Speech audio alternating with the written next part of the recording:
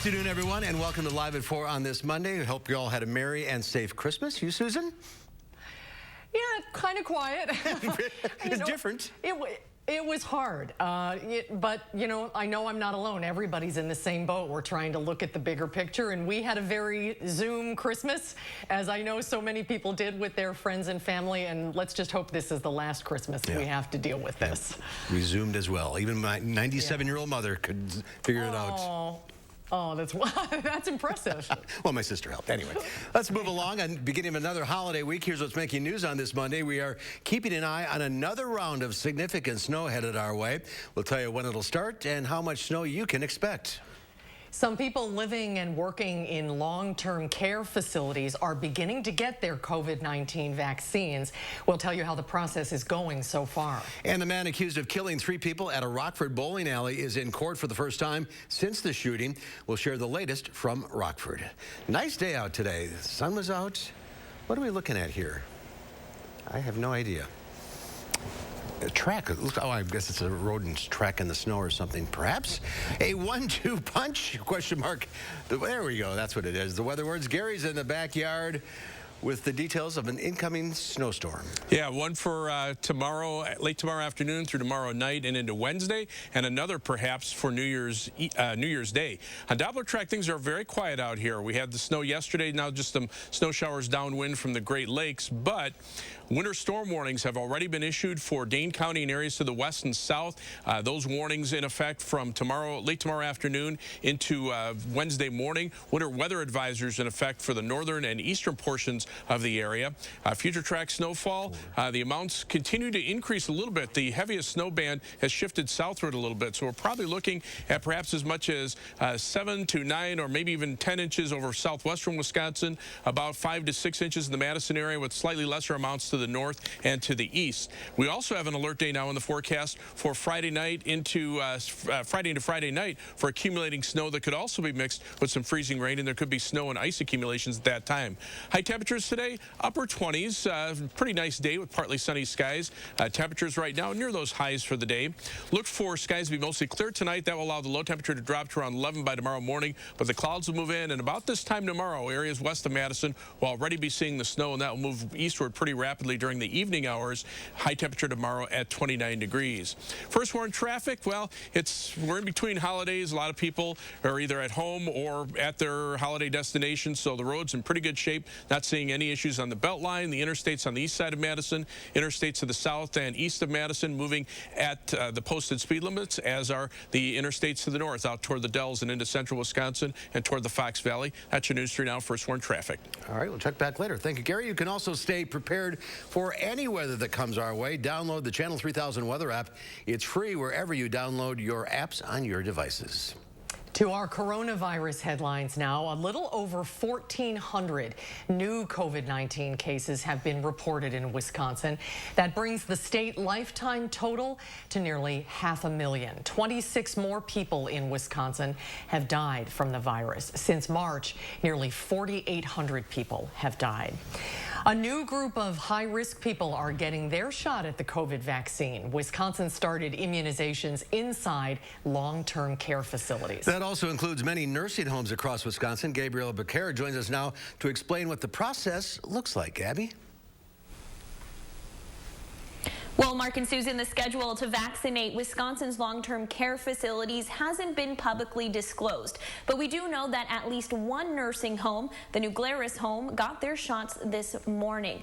Now, the Leading Age Wisconsin president and CEO, John Sauer, says virtually all 28,000 nursing home residents in the state have provided consent for the vaccine. Pharmacies, including Walgreens and CVS, are responsible for transporting and administering the vaccine in long-term care facilities. The Department of Health Services predicts that there's about 200,000 residents and staff members needing the vaccine. We're talking 5,000 facilities, all told. Long-term care facilities in the state will receive the vaccine.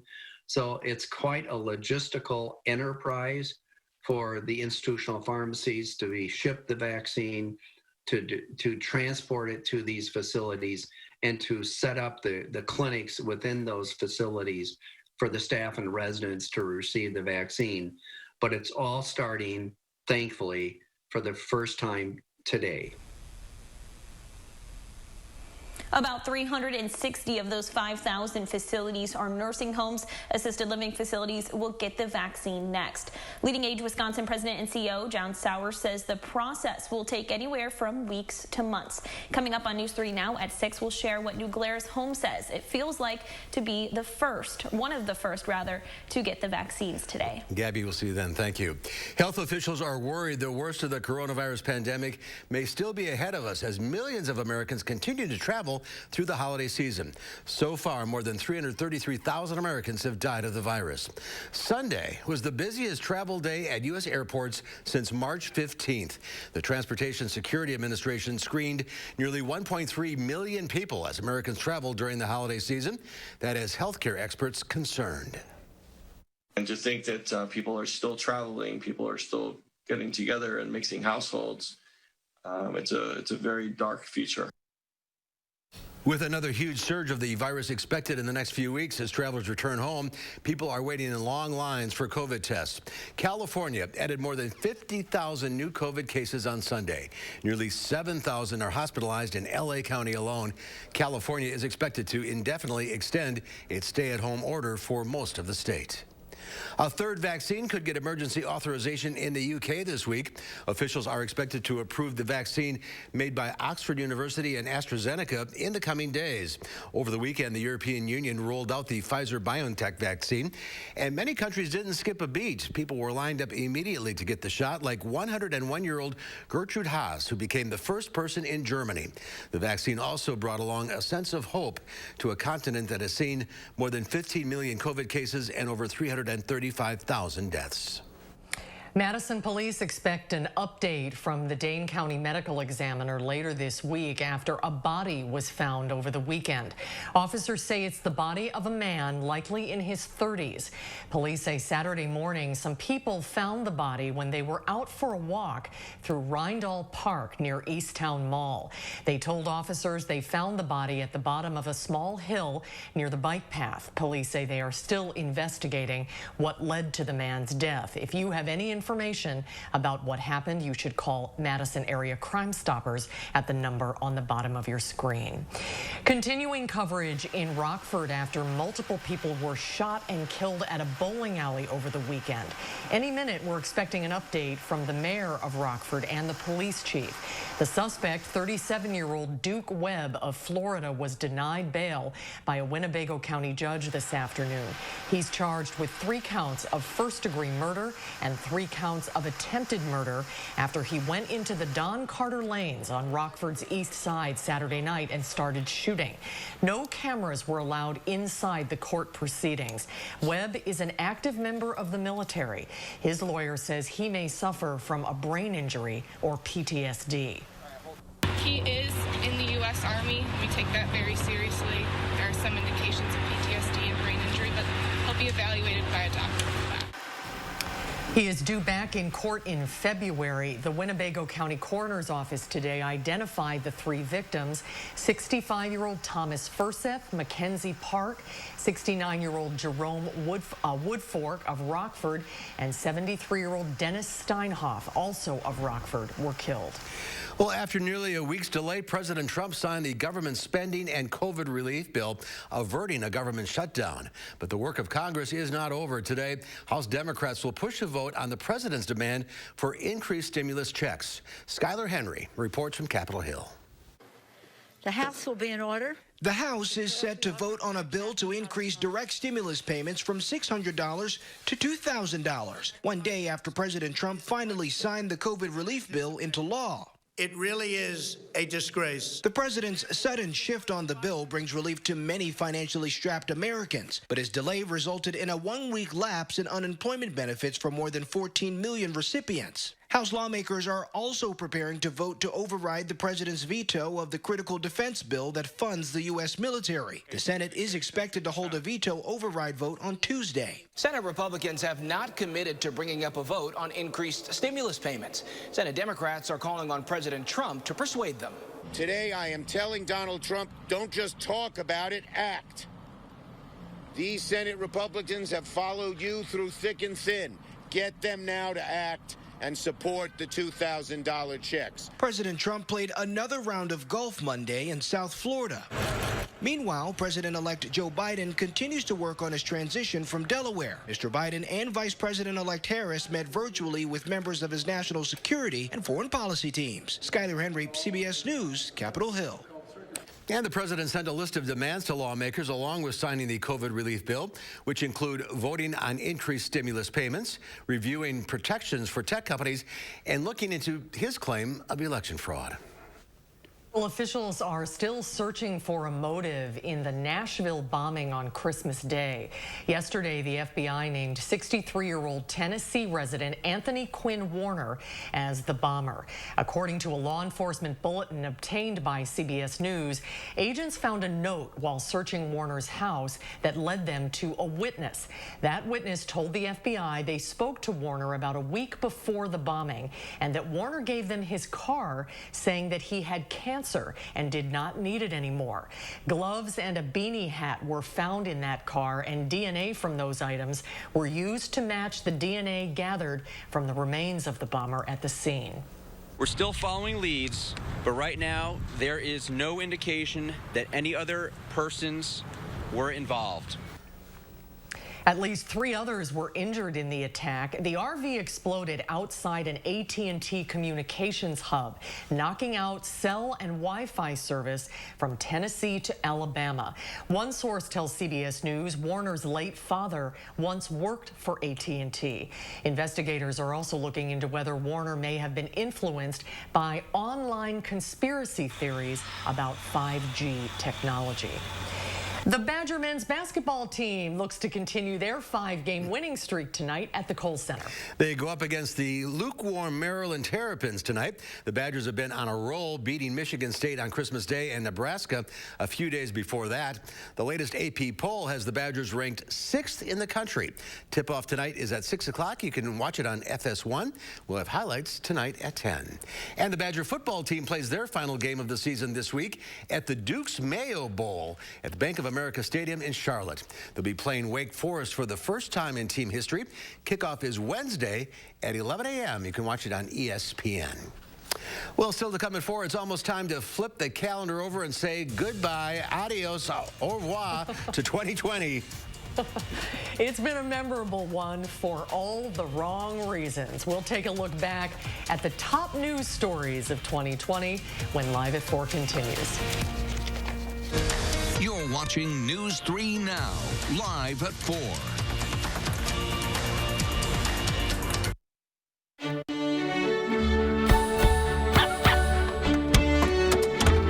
Keep your holidays in sync with free pickup on all your fresh favorites from Pick and Save. Pick and Save, fresh for everyone. Start the year smiling at Aspen Dental, where new starts happen every day. Get exceptional care at every step, unparalleled safety at every visit, and flexible payment options for every budget. Now, during the Everyday Smiles event, new patients get a full exam and set of x-rays with no obligation. No insurance? No worries. It's free. Plus, now all patients can get 20% off their treatment plan. Find every reason to smile every day at Aspen Dental. Call 1-800-ASPEN-DENTAL or book today at aspendental.com. People were afraid I was contagious. I felt gross. It was kind of a shock after I started Cosentyx. 4 years clear. Real people with psoriasis look and feel better with Cosentyx. Don't use if you're allergic to Cosentyx. Before starting, get checked for tuberculosis. An increased risk of infections and lowered ability to fight them may occur. Tell your doctor about an infection or symptoms. If your inflammatory bowel disease symptoms develop or worsen, or if you've had a vaccine or plan to, serious allergic reactions may occur. Learn more at Cosentyx.com. Finally home. Okay, let's go. Come on. Yeah. Welcome to the final days of Toyotathon. Here for a great deal. Oh, yeah. Well, the wait is over. Oh, Camry. Yes. Right now, during the final days of Toyotathon, you can lease a new 2021 Toyota Corolla for $179 a month with $500 lease bonus cash included. You can get a great deal, too, at Toyotathon, but it all ends January 4th. Toyota. Let's go places. Today, you can turn your home into a university. And you can turn a lasting career into reality. With Herzing University, you can earn a degree in today's hottest fields. Anytime, online. Herzing is recognized, accredited, experienced, and transfer-friendly with more than 90% student satisfaction. For a limited time, we'll waive your enrollment fee. See what your career can turn into with Herzing University. I'm possible at Herzing. Call or click today. At iMart Express, it's just the right price. 2 pairs of glasses start under $40. Using insurance, we accept over 1,000 plans, and using your benefits is as easy as 1, 2, 3. No insurance? No problem. Glasses to fit your budget. It's just the right price. Only at iMart Express. Is your credit score getting in the way of the things you want to do? Personal loans through NetCredit offer fast and flexible lending. Borrow up to $10,000 and choose repayment terms that work for you. You may even be able to build your credit history as you repay. NetCredit, a more personal loan. This holiday season, use the Pick and Save app to get personalized coupons, weekly deals, and rewards like fuel points. So you can save big on exactly what you want, no matter who you are. Pick and Save, fresh for everyone. Welcome back. As we move past Christmas Day celebrations, doctors are worried about the COVID-19 surge that could follow. And they're also worried about a surge that could come if people gather at the end of the week to celebrate the new year. People often go out to bars and restaurants, of course, or host parties on New Year's Eve. But doctors say this year we are not in a position to do normal things like that. UW Health's Dr. Jeff Potoff says you should stick to celebrating at home with the people you live with, just like at Thanksgiving and Christmas. And he says that while new cases have dropped in Wisconsin, it doesn't mean it's okay to get together with other people. Compared to November, end of November, where we couldn't handle much of anything more. I mean, it was getting really, really dicey. The hospitalizations have come down enough where we have a little bit more of a buffer. But that buffer, I don't want to give people the impression that, we're in a good spot. While it's not wise to go out this year, you can still help out local restaurants by ordering takeout or delivery. Our friends at Madison Magazine have an article up on their website with lots of ideas to help you celebrate safely. On Wall Street, stocks closed at record highs after the COVID relief package was signed by the president. The Dow Industrials gained 204 points, closing at 30,403. The Nasdaq added 94, and the S&P 500 was up 32 points. Again, records across the board. Well, 2020 was a year that, at times, seemed like it may never end. Well, it's not over yet, and with a slew of major news stories, including the worst pandemic in over a century, this year will go down in the history books. Nadia Romero looks back at some of the most significant moments. 2020 vision describes seeing things normally, but what happened before our eyes this year was in many ways nothing like we've seen before. Consider a global pandemic growing worse with surging U.S. cases, hospitalizations, and deaths. A presidential election with a conclusion. They've delivered us a clear victory. But not a concession. And wildfires, winds, plus the most active Atlantic hurricane season on record. It's been a record-breaking, very busy season in 2020. These stories could have defined 2020 on their own, yet they had plenty of company, beginning just 3 days into the year. President Donald Trump ordered a drone strike to kill top Iranian commander Qasem Soleimani. He was planning a very major attack, and we got him. Iran called it terrorism and attacked bases housing U.S. forces in Iraq and Afghanistan. A California helicopter crash in January shocked the world. As the chief indicated, there were no survivors. Retired Los Angeles Laker Kobe Bryant and his 13-year-old daughter Gianna died in the crash with the pilot and 6 more passengers on their way to Gianna's basketball game. In February, former Hollywood producer Harvey Weinstein was found guilty of a criminal sex act and third-degree rape. Charges against Weinstein fueled the global Me Too movement. He is sentenced to spend 23 years behind bars. Women often took center stage. the loss of trailblazing Supreme Court Justice Ruth Bader Ginsburg to pancreatic cancer, the appointment of Justice Amy Coney Barrett, the election of Kamala Harris as the nation's first female and Black and South Asian vice president. Yet the pandemic was always present. Unemployment jumped with jobs gone. Concerts canceled, cruises, Broadway, the Summer Olympics. When some sports resumed, athletes played in front of small or non-existent stadium crowds. People wondered, when would they see crowds again? In May, they found out. Cameras captured Minneapolis police arresting 46-year-old George Floyd. For nearly 8 minutes, now former police officer Derek Chauvin kneeled on Floyd's neck, even after Floyd became unresponsive. Chauvin and 3 other officers now face charges related to his death. The renewed calls for racial justice, which started with Floyd's death, continued. Breonna Taylor, Ahmaud Arbery, Rayshard Brooks, more tragic deaths that fueled a movement. In America, you can peacefully assemble. Black Lives Matter Plaza took shape in Washington, D.C., while Civil War monuments came down in Richmond, Virginia. The nation lost civil rights icon Congressman John Lewis, 55 years after Bloody Sunday, when he began his quest for equality. He took his final trip across the Edmund Pettus Bridge in his casket during a weekend of events celebrating his life. Ignition. Liftoff. The space program took off in new ways in May. SpaceX marked the first successful commercial launch, taking 2 NASA astronauts to the International Space Station from U.S. soil. 4 more astronauts went to the ISS in November. And people of all ages decided it was time to try TikTok. The Trump administration ordered the Chinese social media platform to find a U.S. owner, while millions kept using it.